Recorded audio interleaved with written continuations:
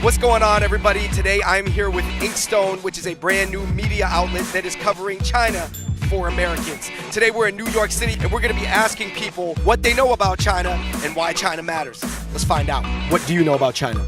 Everything. Not a thing. It's a country. Where my parents are from. Communism. Pandas. China Wall. Confucianism. Crab Rangoon, cheese wontons. We have a Chinese roommate, Yi. I just know it's a big place, like big country. There's like mainland China and then other places in China. Island of Hainan is, where Shanghai is. There's a trade war. Trade war. The trade wars. All I know about is Ai Weiwei because I'm an artist and he's an artist. The Olympics. General Tso's. Is Hello Kitty from Japan or China? Japan. Never mind, I don't know anything. A whole bunch of other stuff. You know some stuff. Honestly, I'm embarrassed by how little we know now. China's all the way over there, so we need to bridge the gap. We need to know what's going on over there. Which one of these is China and which one of these pictures is Chinatown? Chinatown.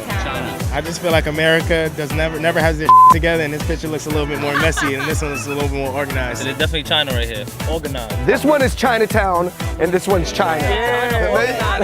Do you think most people's exposure to China is like pretty much just Chinatown? That's the gist of it, definitely. I live by Chinatown, so that's all I'm getting right there. I have a few news stories from China. I want to see your guys' reaction to it, okay? What do you think about the idea of a solo gym?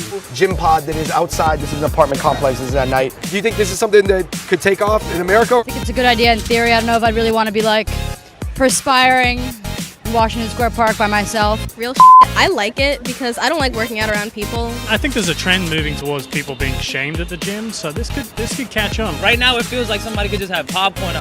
So it's time to do some pull-ups. I think it will almost be creepier without the window because I get claustrophobic. We're not going to be able to talk to humans in the future at all.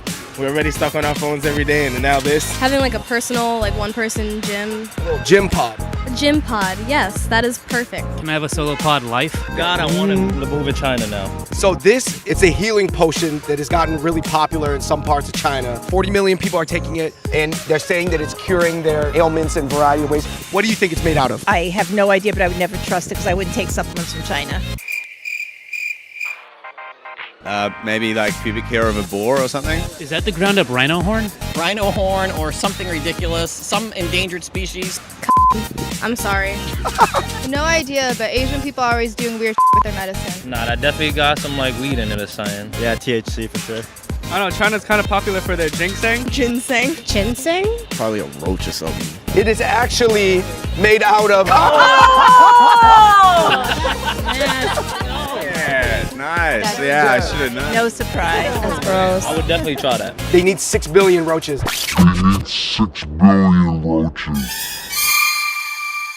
So they built these artificial intelligence farms that sort of run themselves. That's how they're using AI in China. It's a productive use of computers and artificial intelligence. If they need cockroaches, they could just come to New York. I mean, we got a lot of them here. My question is how did they figure out that this solves things? Did somebody eat a cockroach? It was yes. If it was anybody, it would have been China. Artificial intelligence is everywhere now, so if we can use it to save 40 million Chinese people, why not? Okay, so would you guys be able to pick out the president of China out of a lineup? No way. I didn't know they had a president. Is this the president of China? No. No. He's hot. He should be the defense secretary. Yeah. No. Jet Li should be, but no. Is this the president of China? That's from Korea, right? Kim Jong-il? Wow, the great leader. Is it this man? Who is this? It's that actor. Jackie Chan. This guy? No, I'm not that ignorant. Is Jackie Chan not the He president? should be. You know how Will Smith is my president? Will Smith is my president. It's like Jackie Chan is your president. Yeah, it might be that one. Word up, that's him, yeah. He looks like a president. Okay. All right, you guys got it right. Ding, ding, ding. Do you know his name? Isn't it Li Shin Ji? That's one of the syllables. I don't know how to say this. Zing. Jai? Xi Jinping. Xi Jinping. Xi Jinping. Xi Jinping. Did you guys hear that the president of China recently got unlimited terms? No. They amended the constitution to allow him to go more than two. Xi Jinping's got his whole indefinite term now going on, so my family and they're kind of worried about stuff going on there. And this is what Trump said about it. Maybe we'll have to give that a shot someday. Of course he did. Yeah, that. He's shooting for the stars. That's a bold move on his part. Like, here's a tweet from Trump in 2011. Yeah. Okay, basically it says China is an enemy, not a friend, right? Right. And then in 2018, he has a tweet that says, President Xi and I will always be friends, no matter what happens with our dispute on trade. Oh, what a diplomat. That's what I think. That's such a Donald Trump thing to say. I think Trump really just tweets out his feelings. Like he could probably be like on the toilet tweeting. We all have drama. Sometimes we dislike people, but sometimes you get over it. Maybe they were beefing and now they're friends again. My mother's an avid Trump supporter who thinks we should build a great wall of China to keep the Chinese out across the U.S.-Chinese border. That is not true. There's a new service in China called Hema that gives you 30-minute condom delivery. Do you think that we could use that in the US? I don't use condoms. I think it's great because I'm actually afraid of buying condoms because I always feel like the attendant's always looking at me like, ho, like what are we gonna do today? And so I think it's a perfect thing. Get to my house, give it to me, we're done. So they have this new facial recognition software in China that can track pretty much anybody, anywhere, at any time. How do you feel about that? That's scary. Especially if it gets in the hands of the wrong people. But recently they were able to find a criminal in a crowd of 50,000 at like a packed concert. Hearing that now, I think it's pretty cool, but I think, I wouldn't want somebody like checking up on me while I'm sitting on my front porch, Have you heard about the trade war with China? Yes. You know that there's tariffs that were put into place? To go tit for tat, China's starting to tax products that come from the U.S. What consumer products are going to shoot way up? Clothes, like technology. Thinking like my bathroom, like shampoo, like lotion, stuff like that. Is this the most that you guys have ever been asked about China in your life? Yep, definitely. Absolutely. Yeah. No. My world history class in high school.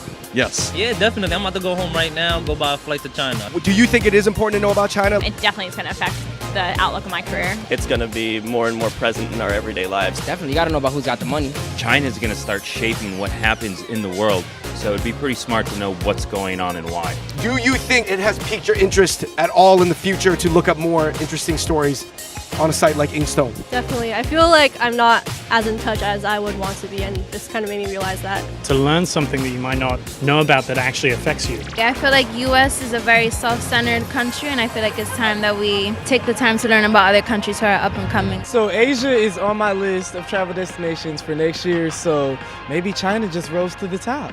We'll have to see.